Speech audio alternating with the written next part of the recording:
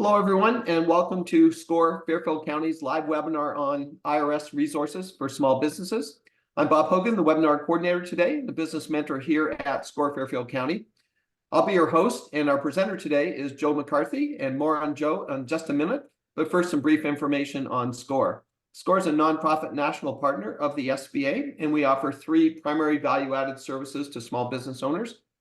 First of all, we offer free one-on-one counseling, and you can access that in person, by telephone, video, whatever works best for you. And you can do that by clicking on the request a mentor link that's on the next slide. Joe, if I could ask you to just move slide. Or you can just go to our website and press on the request a mentor button there as well. Secondly, we offer a wide range of educational workshops and webinars like the one today, roughly about 100 throughout the year. And lastly, we offer extensive resources, including access to business tools and information on our website. Our next live webinar will be next Tuesday, January the 16th at noon, and the topic is transitioning from worker to small business owner with Yvonne Zuko presenting. And again, you can find more specifics on our website, fairfieldcounty.score.org. We also have a large number of recorded webinars on our website that cover a wide range of business topics, and you can view those at any time just by clicking on demand webinars. Just some logistics about today's event. We have set aside time for Q&A at the end of Joe's presentation, but we do have to finish sharply at around 12:45 as Joe's got a time constraint. If you want to ask a question, the Q&A button is in the lower part of your screen, and you can ask that question at any time just by typing it in. We will end the webinar, as I say, at 12:45 just to respect your time. The session is being recorded, and you can get the link to the recording within the next day or so on our website at fairfieldcounty.score.org. It's now my pleasure to introduce our speaker today, Joe McCarthy.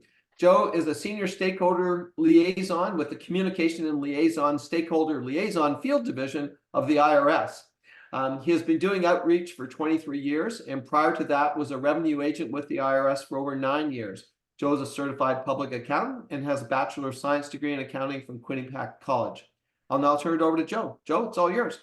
Well, thank you very much.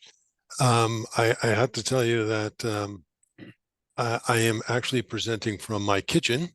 This is not a virtual background. This is one of the problems with the IRS or the government computers in general, not having access to Zoom. So here you are in my kitchen. So I hope you feel welcome in my home.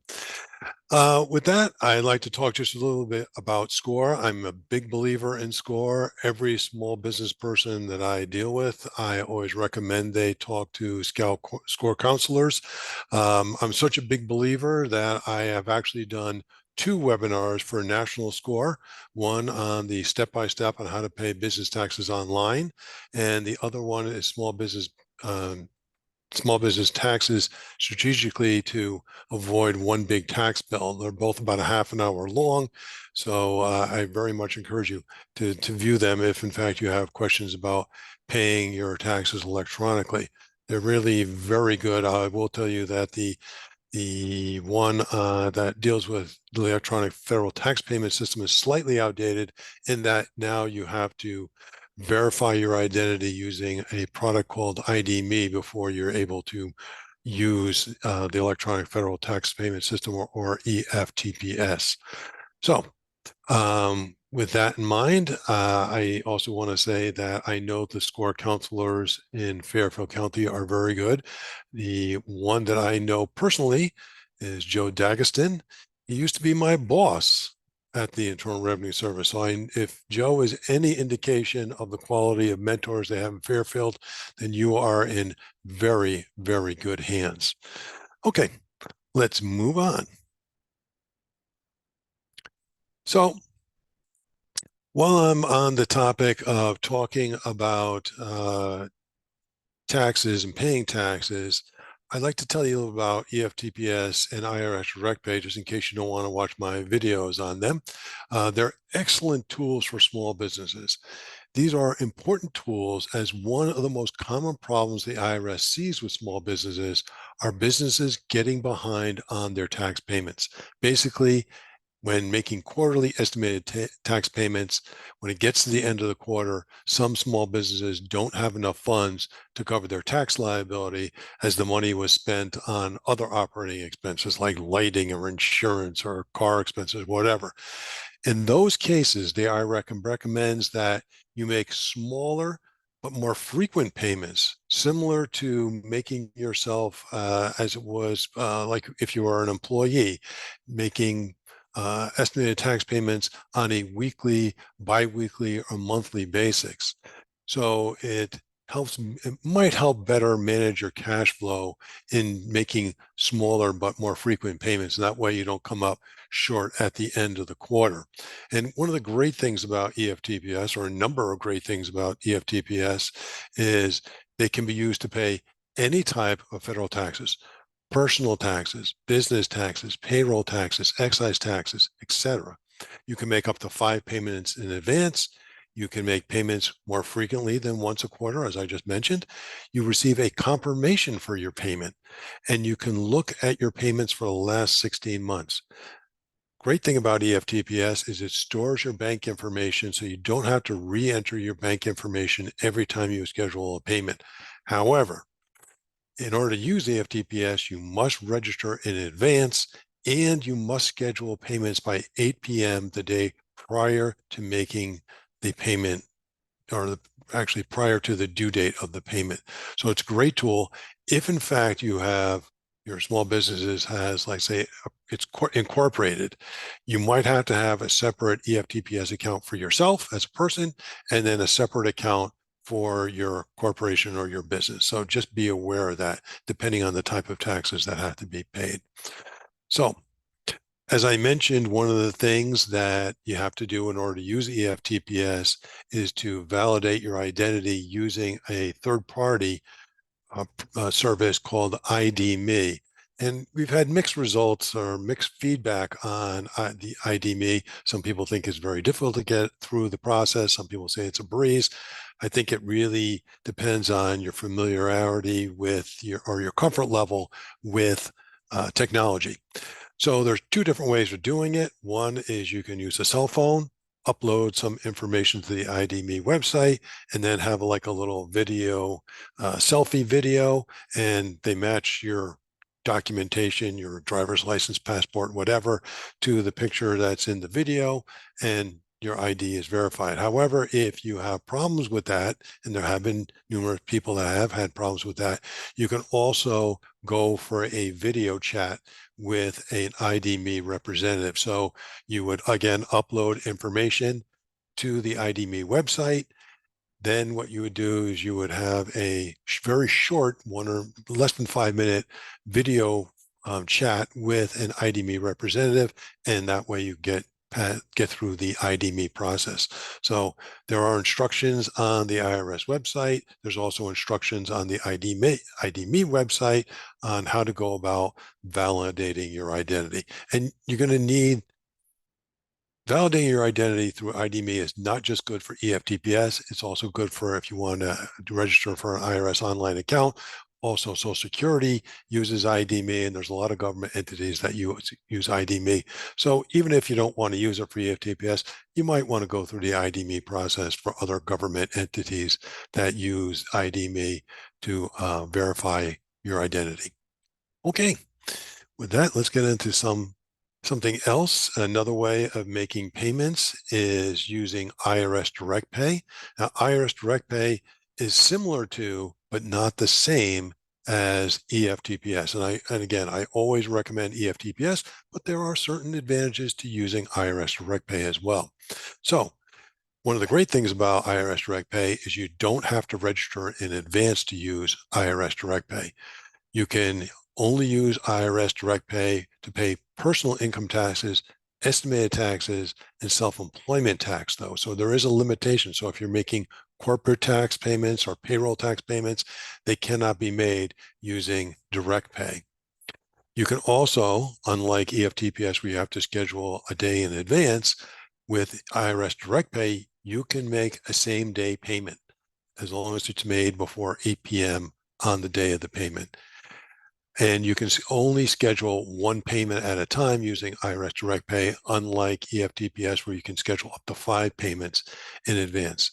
And like I said, Direct Pay is good, but personally, I would recommend EFTPS for any small business, especially if you pay both personal tax and business tax, like corporate or employment taxes.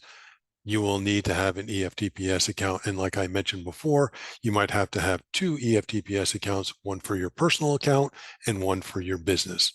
So just keep that in mind. So with that, now I'd like to talk about some IRS services that are out there, or resources that are out there for small business people. And the first one being is the online employment identification number application. As you know, when you start in business, you go to the bank, you try to get a bank account. First thing they ask for, aside from your name, is what's your employer identification number, or EIN. Well, you can go onto the IRS website, go on to this particular web page and apply for an EIN, and you will be immediately issued an EIN online. One of the things that is very, very important is to keep that information, like write down the information that you're writing, and then the IRS is going to confirm that. You'll receive a letter, and it's called a CP 757. Very, very, very important. When you get this document, save it, because some of the electronic tools that the IRS use are very sensitive to how the information is input. And some of them want it exactly. And when I mean exactly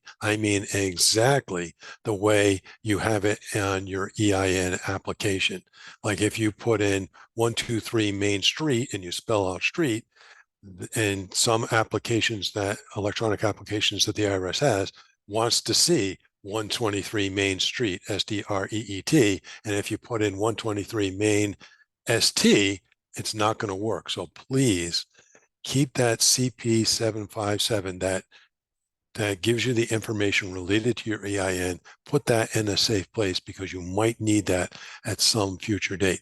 But like I said, applying for an EIN online, very simple, very straightforward, and you issue the EIN right then and there on the spot. It's a great tool that the IRS has, unlike the old days where you had to fill out an application, mail it into the IRS, and wait weeks for your EIN number to come to you. No longer. Instant access to employer identification numbers. Great, great tool. All right, the next thing we have a bunch of web pages that are geared towards small business and small business owners. And the first one I'd like to talk about is the website or web page called Tax Information for Businesses.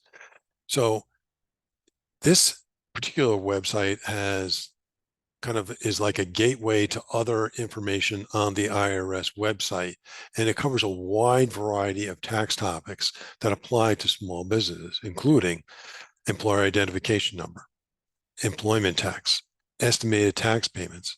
It also gives you an overview of some of the basic traits of the various types of business entities, like sole proprietorships, partnerships, corporations, S corporations, and limited liability companies, which you might know as LLCs. And it gives you like why you might want to do this and why you might want to do this, the pros and the cons of each one of these separate business entities. Now, I'm not saying you should just read these, little information on the IRS website and make the decision. You really should consult with a professional to make sure that all of the facts and circumstances related to your business are incorporated into making the decision of what type of business entity you will be. Because to get off on the wrong foot, you might be going down the wrong road and having consequences as a result of that. Unintended consequences, and not very good ones. So with that, I'd like to go to the next page. And what do we have here? We have the Self-Employed Business Tax Center. So on this, again, is a conduit to other tax topics that the IRS has information on. And it includes information on business accounts, self-employment taxes, forms and publications that relate to small businesses, Independent contractor or employee, that's a very common issue when dealing with people who work for you. Deducting expenses, record keeping, which is incredibly important. I can't overemphasize the importance of keeping good books and records. Filing and paying your business taxes, filing information returns. And you're going to see more of this as the years go by, because not only are you going to be giving those out to subcontractors that you pay more than $600 to, but there's a new 1099-K, which you may receive if you do business using some third parties like eBay or Amazon. You might be getting those in the future. So again, more information on that on this particular website. Starting a business, operating a business, and if you have to, unfortunately, close a business. It also talks about changing your business address and changing your business name. A lot of good information on there. And again, this is not going to be some great detailed information. It's going to give you an overview of the topic at hand, just to kind of raise your awareness that these issues are things you're going to have to think about and address in your small business. So let's go to the next slide. Aside from having the small business, we also have the gig economy tax center. And the Gig Economy Tax Center has a lot of good information for people who are doing gig work. And so it might be somebody who's driving a car, for like Uber or Lyft, or maybe you're delivering food, or maybe you're renting out property through Airbnb, or you're providing goods online through eBay, or you're providing creative or professional services online, like bookkeeping or whatever, or provide other temporary or on-demand or freelance work. This particular web page has a lot of very good information on that, on those tax topics that deal with small businesses and self-employed individuals, especially gig workers or freelance workers, as they're called in some instances. So again, some of this might be for part-time work. It discusses things such as, the 1099 informational returns, the 1099-Ks for sales of products online, or 1099 NEC, which is you're working as an independent contractor. And it has a lot of very good information other than that on this particular website. So if you are a member of the gig economy, it is a great way of kind of brushing up on some of the tax issues you might face in the gig economy. Let me go to the next. Actually, before I even do this, I also want to mention something that I think is very, very important for gig workers out there. There's a lot of people that will work full-time at a regular job and then work on the side, a gig job on the side. Actually, one of my coworkers who works down in Pennsylvania works full-time for the IRS and also drives for, I forget if it's Uber or Lyft or some kind of online taxi company. Anyway, what a lot of people do, instead of making estimated tax payments, is they'll increase their withholding from their regular W-2 job to cover the taxes that are incurred in their gig job. So if you don't want to make estimated taxes, you're working a part-time gig, you're making, a minimal amount of money, even a somewhat substantial amount of money, you can always go to your employer, your W-2 employer, and increase the amount of your withholding. And that way it eliminates the need to make estimated payments, and you don't end up with a big tax bill at the end of the year. So with that, let me go to the next slide. So again, more information for small businesses. This is the tax guide for small businesses. And again, it has information on such topics as filing and paying business taxes, different accounting methods like cash or accrual, business income, how to compute cost of goods sold, figuring gross profit, business expenses, computing net profit or loss, and self-employment taxes. There's a lot of very good information on that in that particular publication. We go to some more resources that the IRS has, and we have the IRS video portal. And the IRS video portal is a great way, if you don't want to be reading or something like that, you can just go onto the IRS video portal, and it has a lot of videos on tax topics related specifically to small businesses. So they range in length of time to just a few minutes to over an hour. So depending on the topic that's being discussed, will dictate the amount of time that has to be used in delivering the webinar. But they're online. If you're having problems sleeping at night, tune into one of these videos. It might put you out cold in no time whatsoever. Just kidding. There's a lot of very good information on these videos. And actually, I'm on the video portal, but there hasn't been a disaster in Connecticut for quite a few years, and knock on wood on that one. So, you can also check me out on that video portal if you want. Definitely will put you to sleep.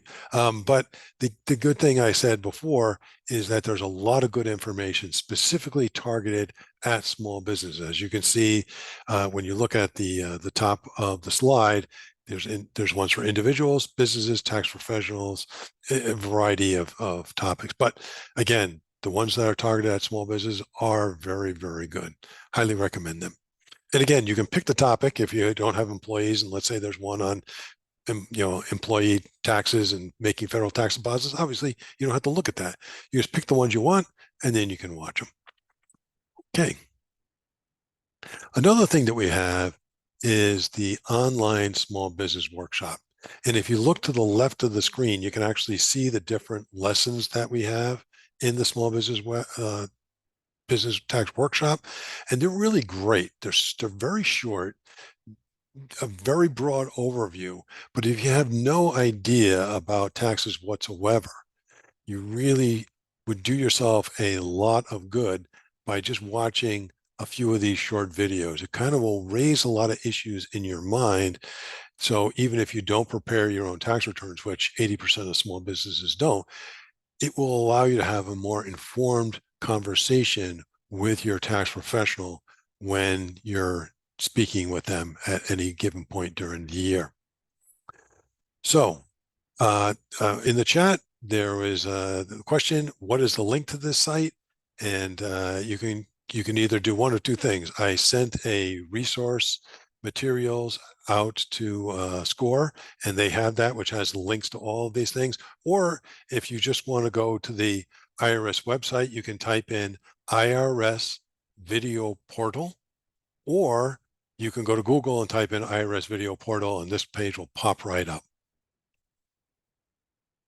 Okay, let's go to the next slide. But again, very good information, very short videos, little bite-sized videos. The next thing we have is one of my favorite topics of all times is record keeping. So while the IRS does not require a specific type of record keeping combined with understanding your books and records is one of the most important parts of running a business, in that books and records allow you to make informed business decisions. Now, I'm not saying that you personally have to do the record keeping yourself. Plenty of business owners have spouses or paid bookkeepers to tend the books. However, you should be familiar with the books, in that your books and records allow you, again, to make informed business decisions. So I can't tell you how many businesses I was in when I was a revenue agent, and you could tell just by their books and records if they were likely to succeed or likely to fail. Because if you don't have books and records, how do you know if you're selling, let's say, this pen, if you're selling it at enough profit to make a living, or you're selling this at a loss, and all you have to do is just stop selling the pens and sell napkins instead, and you'll be working half the amount of time and making more money. So again, books and records, very, very, very important in running a small business. Actually, any business, big or small. So let me go to the next slide. And if you get into into difficulties with the IRS and that you can't pay your taxes currently, please do not just let it fester. You can arrange to make an installment agreement or a payment plan with the IRS, and small businesses can make those things, make those those installment agreements online. Basically, no questions asked other than the information that we're asking you online. And it's a nice, simple way. You can pick the amount that you want to pay as long as it's going to be paid off within 6 years. And also can pick the date of the payment. So there's a lot of different things that go along with it. And if you use direct deposit, then you can also, and I apologize for the lights flickering on and off, but the sun keeps on going behind the clouds here. But you can also get a discount on the failure to file penalty, it's failure to pay penalty if you use direct pay. So two important things. Number one is always file your tax returns, no matter what. Even if you don't have the money to pay it, always file your tax returns, because the penalty for failure to file is 5% a month, capping at 25%. And if you can't pay, always do an installment agreement, because the penalty for failure to pay is 1/2 of 1% a month. And just like a taxi cab, the meter on the interest is always running. So the quicker if you timely file and the quicker you can pay off your tax liability, if you get behind, and I hope none of you ever do, then you can easily get an installment agreement to pay your tax liability off on time. Okay, let's go to the next slide. Now, we have another publication, and this publication is IRS publication 4557, and it's a great publication. And even though it's geared towards tax professionals, I find that it can be helpful for small businesses, in addition to tax professionals. And the reason being is it goes through a lot of different security measures that you can incorporate into your business to keep your client data safe. So it goes over physical security measures, computer security measures, talks about phishing emails and how to avoid them. So there's a lot of good information on keeping your business information secure, because you don't have to open up the paper or go online to see virtually on a daily basis one company or another is being hacked into, and their information being stolen. I know that I myself have had my information breached once by the Office of Personnel and Management. That's a federal government agency, and also Blue Cross Blue Shield my information has been stolen from them as well.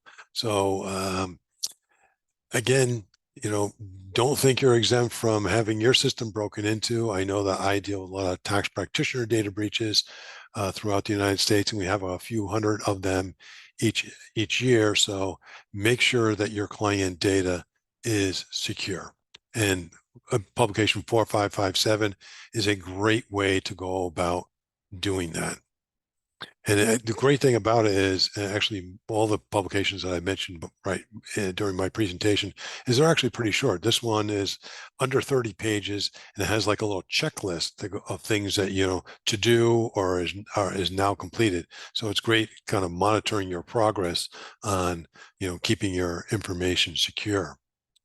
So that's really all of the resources that I have to discuss, but I would love to hear some questions from the audience related to issues that they're encountering with the IRS, or problems that they're having, whatever. Okay, that's great, Joe. We'll use the remaining time for questions. We have a number already, but just a reminder to people, if you would like to ask a question, please use the Q&A button and just type it in, and we'll take as many as we can in the time available. So the first one here is from Hector.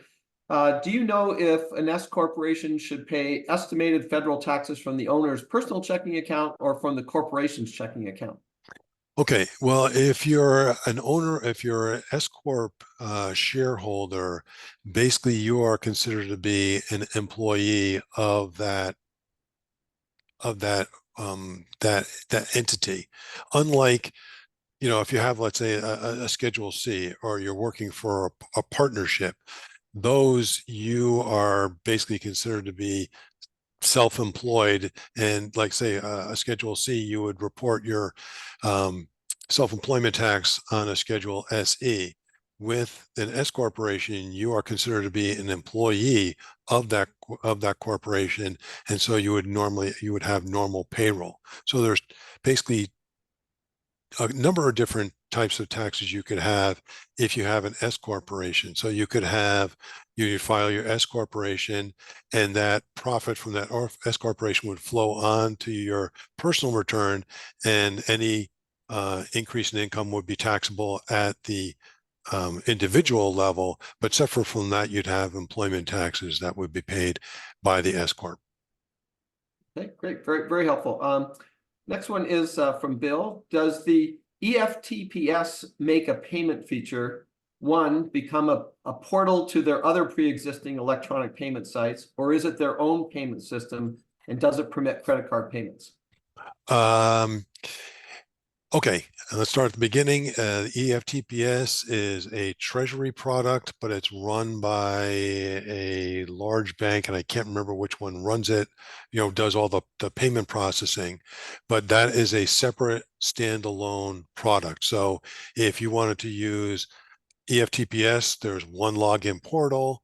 And if you wanted to use, let's say, IRS Direct Pay, that's a separate login portal. So they're each standalone products. But EFTPS, like I said, you can pay individual tax, corporate tax, payroll tax, employment tax. You can also make payments on installment agreements.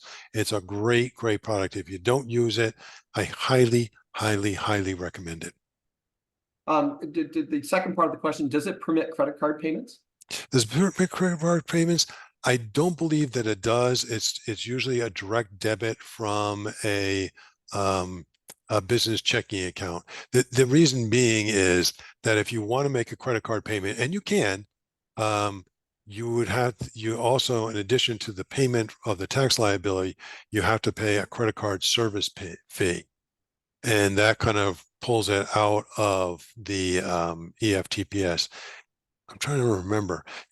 You might, I don't think that you can, but you might be able to make a payment using EFTPS by phone using a credit card. I don't think that you can. I think that you have to go to the IRS website, look at the website, follow the instructions that will allow you to make that credit card payment. But again, you're going to also be stuck with, I think it's a 3% service charge fee. Next question is from KM. Is it safe to use ID.me? A lot of third parties have been hacked and are very spammy. Has there been any issues that you've come across with that website or that feature? No, the thing is that the IRS and other government entities would not be using ID.me if they thought that it was not secure, and definitely if they started spamming people who used it.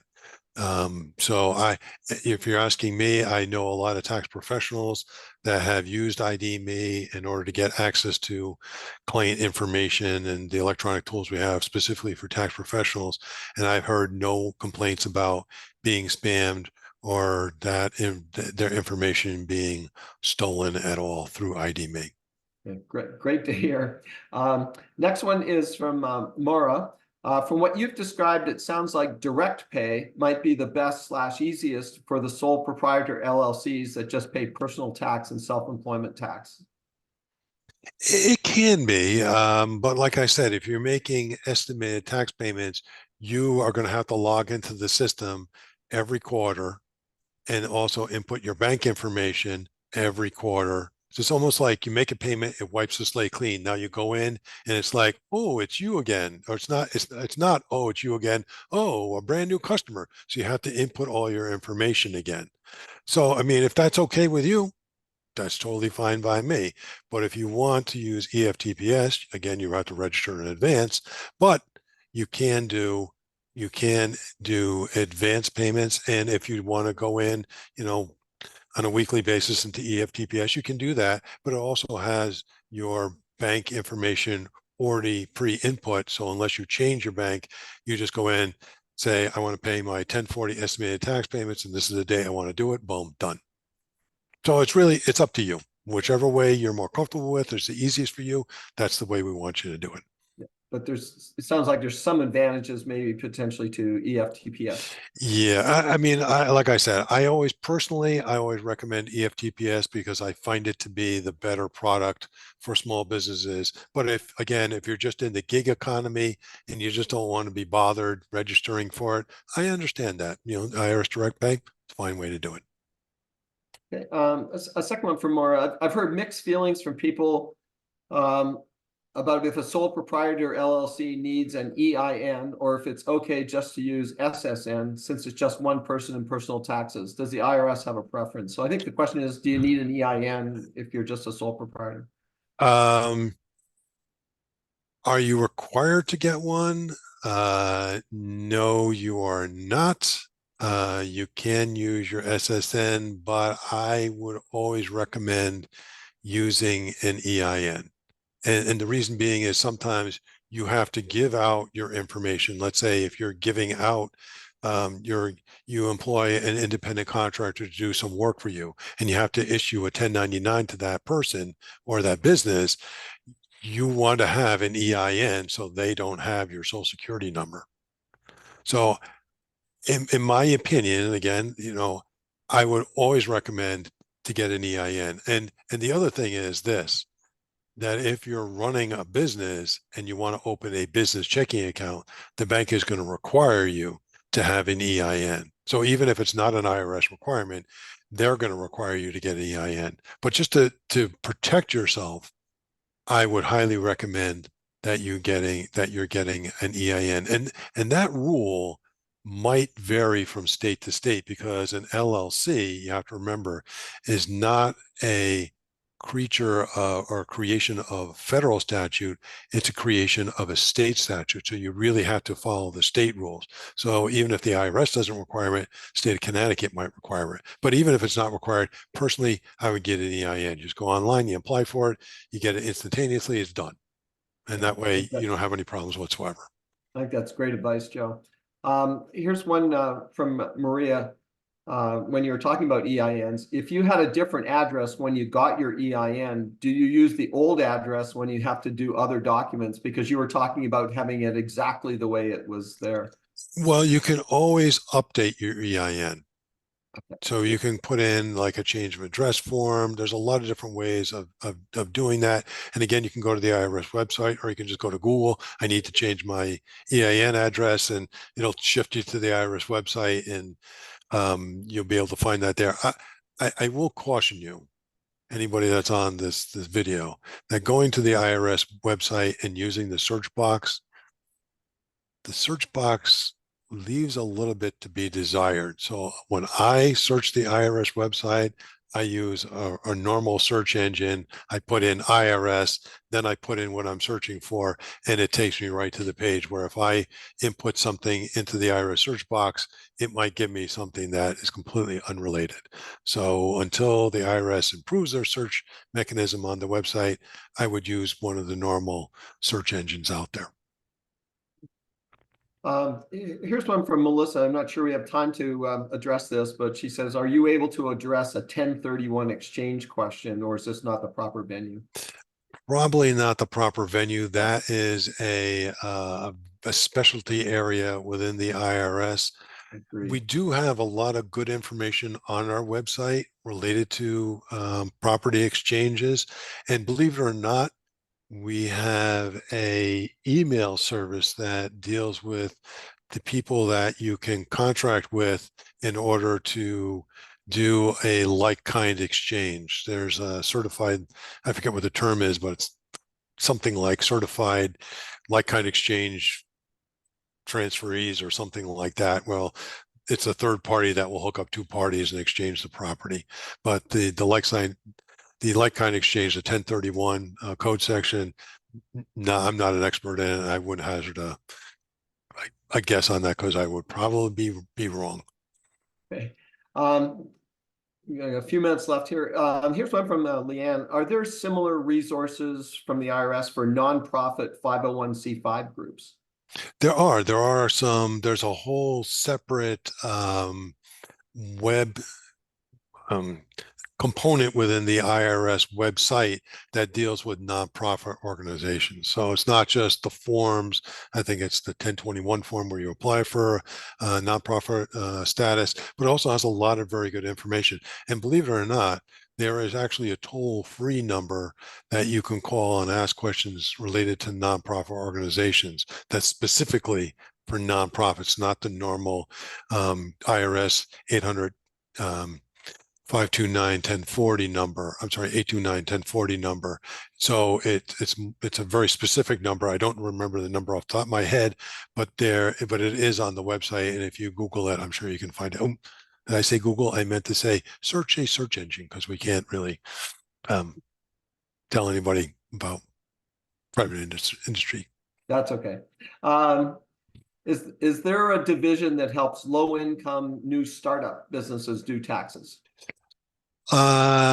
Unfortunately, they do not. I will tell you that there are other organizations that do that. If you look up VITA sites, depending on the size of your business and the type of your business, they might assist you in preparing your tax returns for free. Also, there are tax professional groups that do pro bono work, depending again on your business, the type of business, and the size of your business. So, something like the Connecticut Society of CPAs, or the National Association of Tax Professionals, and the National Association of Enrolled Agents. So there's a lot of resources out there for pro bono, but generally speaking, if you're getting a return prepared, you're probably going to have to go to a paid preparer. But I do want to emphasize there's one other thing. There are representation services for low income businesses and low income individuals, and that's called the Low Income Tax Clinic.